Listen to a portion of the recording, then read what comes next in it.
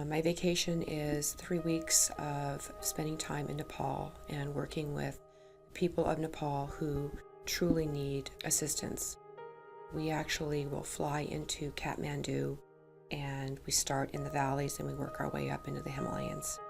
Many of these villages were affected by the earthquake of 2015 in April. One of our hikes was about 9 hours, and it's straight up. And there aren't roads. It's very rough terrain, if you could imagine. It's rocks and it's shale, footing that you step on. It's very slippery. There aren't any guardrails, and there's nobody that maintains the trails. In the valley, it's warmer, but up in the mountains, there's snow and there's sleet and there's rain.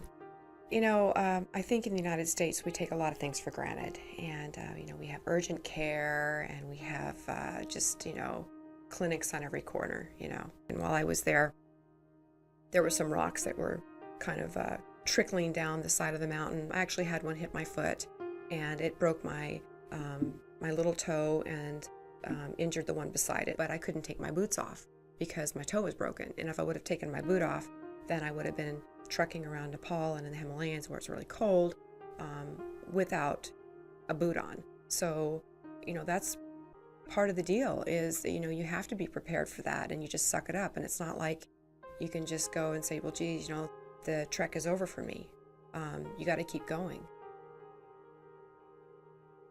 There's never any indoor plumbing and minimal to questionable electricity. They have mud floors, and typically the whole family will live in one room, and then there'll be a kitchen area, and the stove is an open pit, which the smoke goes out throughout the whole home, and so there aren't glass windows. So the smoke goes out through the cracks or through the open windows, or they leave the doors open. So the people will sleep in their clothes, and they're dressed morning and noon and night. It's not unusual to find an entire family sleeping in one bed. The children and the mom and the dad, and the animals will live inside as well, like the goats will be sleeping beside the family. There aren't closets for the clothes, and so whatever clothes they have, they will actually be sleeping on the clothes on the bed. When they're cutting up the vegetables and whatnot, which is typically cauliflower and potatoes, and what they're making the dal with, like some type of greens, they will be cutting on the floor, and the floor is clay, water, and water buffalo dung. What we teach them in these communities is about their bodies. We talk about menstruation, but we also talk about safety. We talk about trafficking.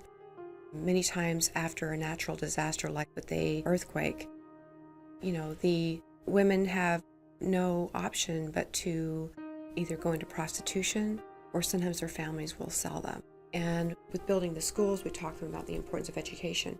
The women who are actually working out in the fields and know that their children are cared for in the schools are very healthy. They're able to put food on the table, and they're able to do it in a way that is safe. But a program's not any good if it's not sustainable.